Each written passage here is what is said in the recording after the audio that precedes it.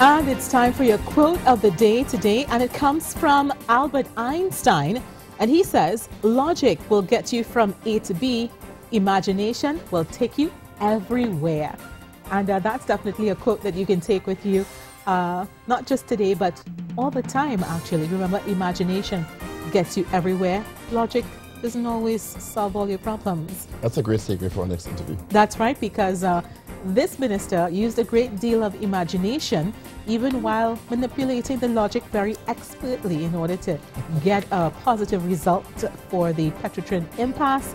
And many are hoping that he can do a similar wonderful thing with the TCL impasse. We've got in with us Minister of Labour, the Honourable Errol McLeod. Good morning to you, Minister. Thank you for joining us. Thank you so much for joining us. Long overdue. Pleasure. A very imaginative man. Thank you very much. Minister, in terms of that Petrotrin deal that you brokered, just how tough was it to get both sides to come to agreement and settle on that 9% deal? Okay. I think that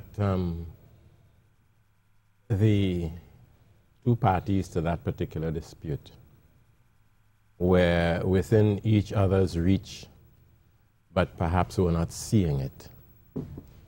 And my intervention was really to have people concentrate on the immediate issues as they would affect the medium term and longer term process of not so much the particular operation of the union or the company, but the operation in the relationship, yes, between the union and the company. Let me expand on that.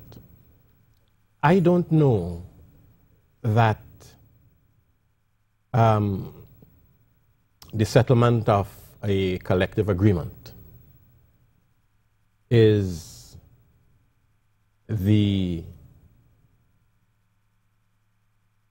most important objective as the relationship between the two parties ought to be. Now, you may settle for 9%.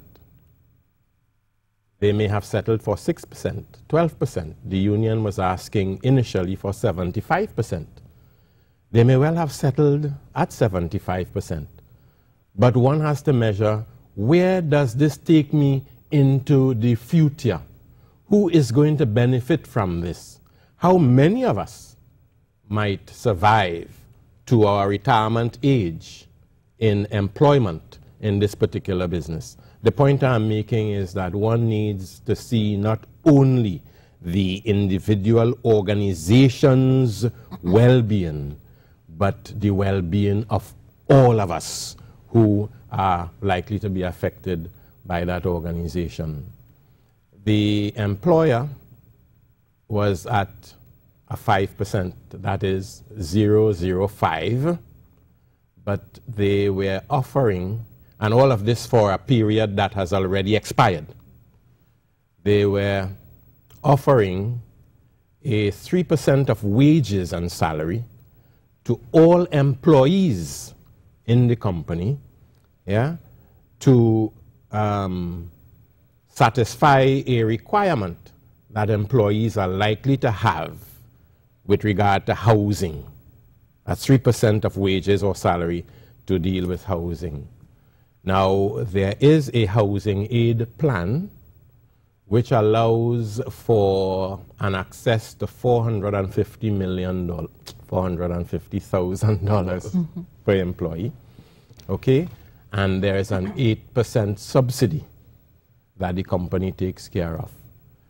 But it was reported to the conciliators that just about 300 employees in a 5,000 member workforce were enjoying this particular benefit, had accessed this benefit and continue to enjoy it.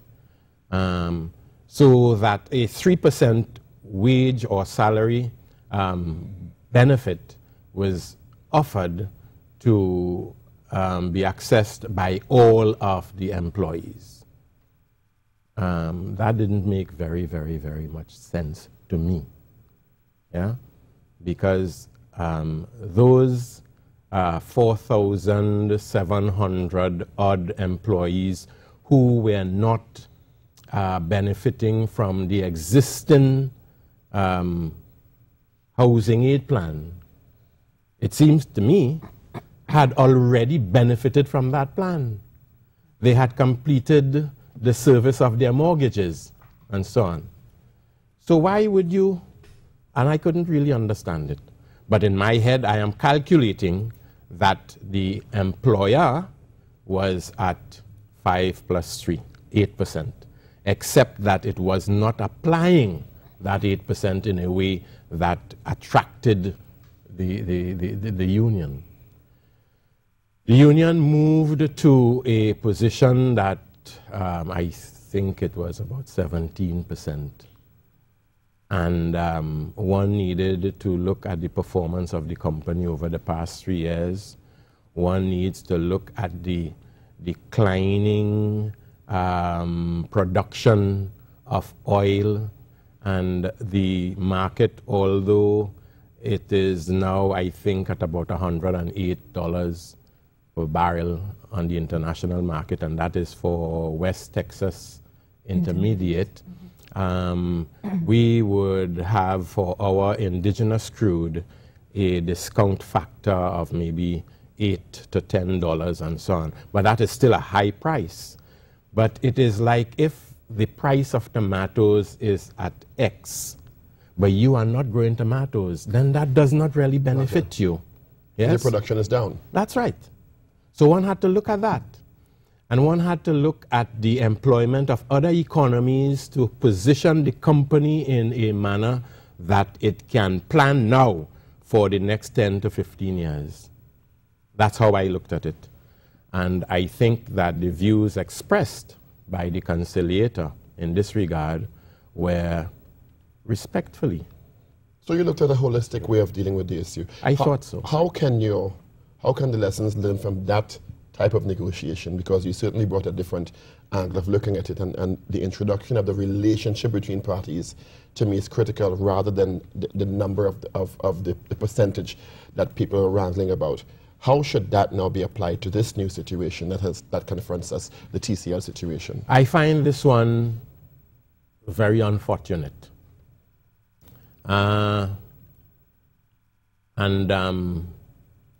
Excuse me if I say very little about it, because it is a matter that perhaps is requiring the direct intervention of the minister. My conciliators had been meeting with both parties for the past however many meetings. And when it was reported to me last Wednesday, that the parties didn't seem to be ready yet to lock arms and shake hands, as I would say it. And the union was expressing an intention to engage in industrial action, albeit legal industrial action. The employer was asking for some more time to consider the parties' positions. The conciliators themselves were advised to seek an extension of time within which we can continue the dialogue and hopefully come to a settlement. Because I don't think that the parties are too far apart either. The request for an extension of time was turned down flat by the union. And I thought that that was quite unfortunate. What's the major difference in the challenge in this situation as opposed to the Petrotrin situation? Well, and I said that I don't want to say too much about it, but there is information coming to me now, yes, that suggests that that particular company can be in very serious difficulties. Yeah? Their financiers are having a very critical look at the situation, and we don't know that a prolongation of this strike will benefit anybody at all. So, Minister, in this instance, the issue that must take priority is the long-term viability of the company, and workers may have to, for want of a better turn of phrase, may have to downgrade their expectations as to what they could get, notwithstanding what Petrotrin was able to achieve? Well, I think that in each negotiation, in each round of collective bargaining, both parties would expect to have an adjustment in their particular positions. Otherwise, people are not negotiating. Yeah? I do not walk into the bargaining room with the expectation that I will walk back out with all that I had gone with on my first entry. On either side? Yeah? On either side. There has to be compromise. Yeah? And while I may be with the position that really the workers whom I'm representing deserve a full cup, but when I examine, and I hope that there is going to be trust in the relationship, and here is where trust is very important.